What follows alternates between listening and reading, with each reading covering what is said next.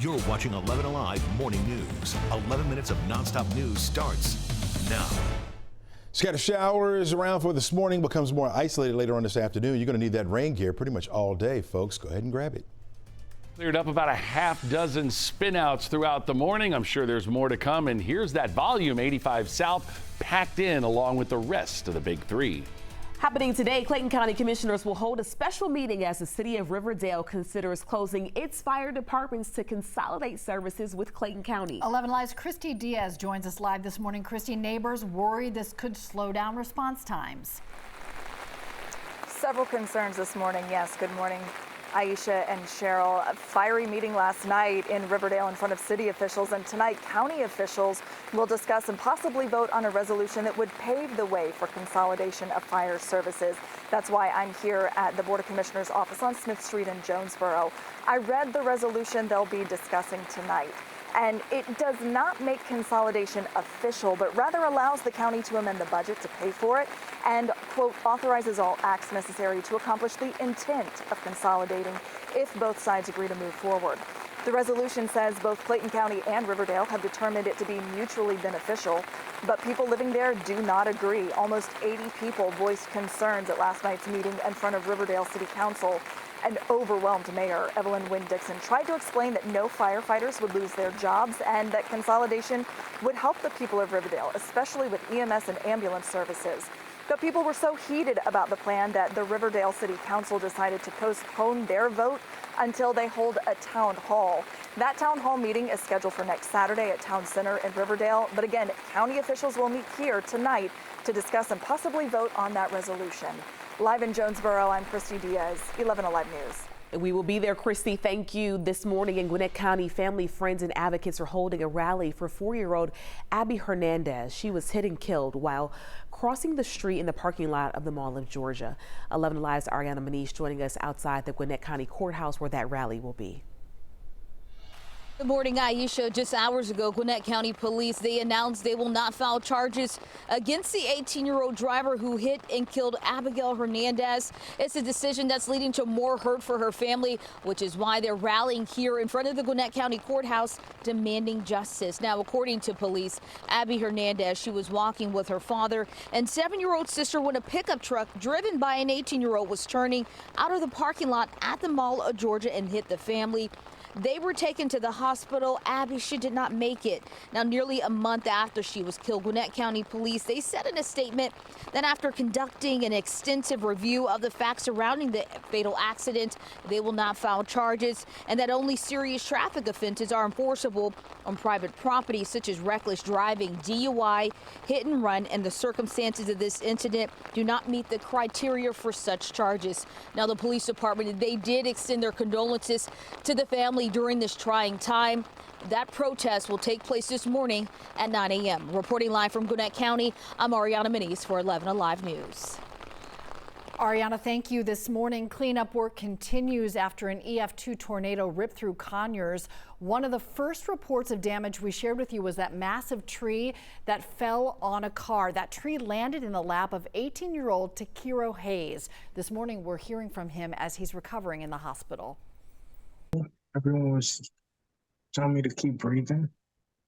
I actually got saved by an unknown man named Victor. Stranger came in to help. Hayes had just dropped off his mom at work. He was getting food with some friends when that storm hit. He told 11 Alive he initially thought that his injuries were minor, but that was not the case. He fractured his spine, had to have emergency surgery at Grady Hospital. He says this morning he feels a lot of hope because he can feel his legs again. The rehab process will last 2 months. That was a look at your Tuesday morning headlines. Getting ready to head out this morning. A really wet day ahead, Chesley. That's right, soggy. We're socked in with the rainfall and starting to see some moderate pockets starting to pop up a little bit further from Atlanta eastward now, where we had that moderate rain over toward the west. More of that moving back in. Your heaviest rain will be up here to the north, up to about an inch, maybe a little bit over an inch. You see in these blue areas here. Once you get south of the city of Atlanta, starts to trail off just a little bit there. Expecting light showers to be around, especially on the south side today. Temperature, visibility-wise, we're reduced in a lot of spots. You're down to 2 miles visibility in places like Clayton, Dalton, over toward Duluth, Atlanta as well. Excellent visibility back toward Carrollton, down to the south as well, down toward Thomaston and LaGrange. So be careful as you're driving around, folks. This morning, you got the rain out there and reduced visibilities. Temperatures are in the 50s for the most part. Got a couple 60s sprinkled in here. Atlanta at 60. I think that's where we'll bottom out before temperatures go back up. 61 degrees right now into Peachtree City. Your weather forecast calls for the rain gear, at least for this morning. Going to need that. I would hold on to that umbrella as we head through the afternoon, as the scattered showers will continue this afternoon and into early evening. Rain chances will continue for the next couple of days. In fact, right on through Thursday, we're expecting to have some of that rain around. A couple of thunderstorms could accompany a front that's going to push into our area. Looking at late Wednesday going into Thursday is where we'll see the heaviest rain around. Scattered showers will continue on Thursday, and then we'll finally dry out by Friday and into Saturday. You can see this system extends all the way back into Texas. In fact, that's where we're expecting some of the most severe weather to be today. Between Dallas and into Houston today is where you're going to find a level 3 threat for severe weather. That's a tan area there. It extends into Louisiana. We don't have anything over us today, but tomorrow you'll notice that green shade, that dark green, indicates a level 1 threat or a marginal risk for severe weather. We'll have that from Rome, Atlanta, down through Macon, a sliver of the level 2 threat for our westernmost counties. So some isolated strong severe thunderstorms will be possible. And again, the timing will be late Wednesday going into Thursday morning. For us today, just some scattered showers around, isolated showers right on through early evening. Gets out of the way through the overnight. We'll have clear, cloudy skies for much of the day on Wednesday. There may be a break or two, giving us a little bit of sunshine. Really don't want that because here comes that heavy rain as we head into the evening. Again, going late Wednesday, going into Thursday is when we'll find that. You notice the heaviest rain, according to our model, sticks down into the central and southern portions of the state. Scattered showers will continue on Thursday, off and on throughout the day. And then by the time we get to the evening, some drier air will try to work in here, and we'll get that sunshine back in here for Friday. But behind the front, we cool off a little bit as well. 68 degrees will be the high temperature on Friday. We'll rebound as we head through the weekend, back up to near 80 for the high on Sunday. Monday, 82 for the high under partly sunny skies. Crash? All right, not going to be fun for the next 3 days out on the roads. Today, it's been a rough ride. A lot of volume along 85. Obviously, you could still see those roads that shine, indicating that it is wet and slow. There you go, 85 south, about a 25-minute ride from 316 down to the junction. 316 jammed up as well. Throw a wreck at you on 400 north at Northridge. Not too bad. Northbound, southbound filling up a little bit out of Roswell and Sandy Springs. And even 75 south, not the end of the world, but crowded, slow, and wet as you roll through Marietta. Good news, this wreck now pushed off to the side, 85 south as you ramp to 75 north in Midtown. But as you can see, 85 is backed up towards 400. 400 also starting to slow down a little bit, leaving Buckhead. Real rough ride out of Lithonia. In fact, about 30 minutes overall from Conyers to the perimeter. Most of that heavy stuff around Panola and Wesley Chapel. Folks, it's wet out there. Going to be like that for a few days. Aisha? All right, Crash, thank you. Staying on top of several other top headlines for you this morning. A third person has been arrested for the murder of LeAndre Flint. 20-year-old LeAndre Flint left his home in Loganville last July to meet up with a woman he met online. He hasn't been seen or heard from since. This morning, Amir Bobo is awaiting extradition to Atlanta. The U.S. Marshal Service took him into custody Saturday in Detroit. He is charged with LeAndre's murder and concealing his death. Two women, Audrey Zalke and Destiny Stevens, face the same charges. Police say Zalke lured LeAndre to the Marquia Buckhead apartment complex where he was shot and killed. Police have not identified who the shooter was, but say all three suspects contributed to LeAndre's death. Right now, 20 suspected gang members are now facing charges accused of operating a big old drug distribution hub at a home out of Lithonia. You are looking at the photos of the drugs and weapons police say they recovered from the home. Police say this entire investigation all stemmed from an armed robbery last month in Texas. In Gwinnett County, $1 million federal dollars will soon go toward the development of a 17-mile network of trails.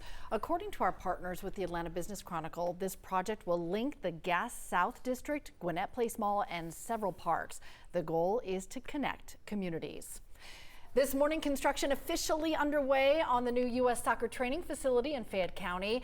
It was an impressive lineup for Monday's groundbreaking ceremony, from the head of U.S. Soccer to the governor. This center will transform empty fields into a 200-acre complex. U.S. Soccer says it brings more than 400 new jobs to the South Side. One of the biggest names in Atlanta sports contributed $50 million to this $200 million project. I don't personally have a soccer background. I was a football, track, baseball guy in high school. But I saw firsthand that one of the things that makes this sport so beautiful is the development of life skills and character. Mr. Blank was emotional, wiped away a tear during that ceremony yesterday. The hope is to have this all completed by the time Atlanta hosts the World Cup in 2026. Good morning, Chesley. Morning, Cheryl. Good morning, everyone. By noon today, we're still dealing with this nuisance rain that will be around. Becomes a little bit more scattered or isolated as we head through the afternoon. Not as widespread as what we have out there, at least for this morning. Temperatures approaching that 70-degree mark for this afternoon. In fact, we'll be around that by the time we get to 6 o'clock. Cloudy skies for the most part. Again, a few isolated showers around. The rain will continue for tomorrow and into Thursday, and then by Friday, Saturday, Sunday, we're going to clear it out, get that sunshine back, and temperatures will warm up from there. Oh, it is not going to be a fun rush hour the next couple of days, folks, and today was a prime example. Very slow traffic out there. We've had numerous spinouts. That's 85 southbound. As you can see, the roads are wet and very crowded as we roll through Gwinnett County. We'll definitely get you an update at 7:26. This morning, Spotify is launching personalized AI playlists that users can build using written prompts. The feature will first be available in the UK and Australia. After that playlist, you can then use AI to edit and refine the results. Your playlist will have all ABBA. All ABBA? All right. Crash or Chesley? A little bit of Luther, a little bit of everything. All right. Now I just want to sing Mamma Mia.